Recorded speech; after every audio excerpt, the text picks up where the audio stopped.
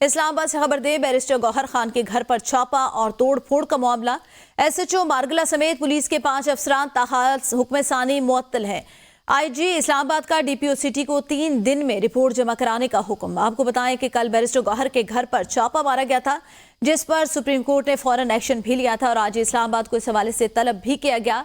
अहम डेवलपमेंट सामने आई है। मारगला थाने के जो है वो एसएचओ समेत 5 अफसरान को ताहुक्म सानी मुअत्तल किया गया। जमान मुगल मजीद बताएंगे। जी जमान, बताएगा बैरिस्टर गौहर के घर पर छापा और तोड़फोड़ की कार्रवाई कहां तक पहुंची है?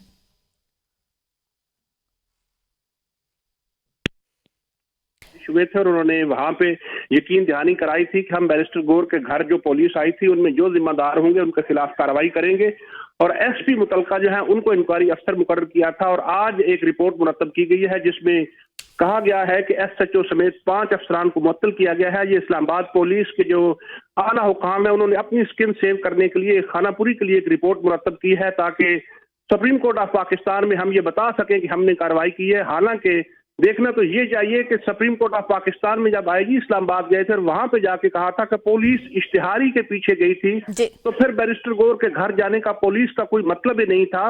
बाकी नजर में ये महसूस होता है कि पुलिस सिर्फ और सिर्फ बैरिस्टर गौहर को और उनके अहले खाना को हरासा करना चाहती थी, जिसके लिए ये काम किया गया था और बाद में एक रिपोर्ट मुरतब की गई है। जी सही, बहुत शुक्रिया।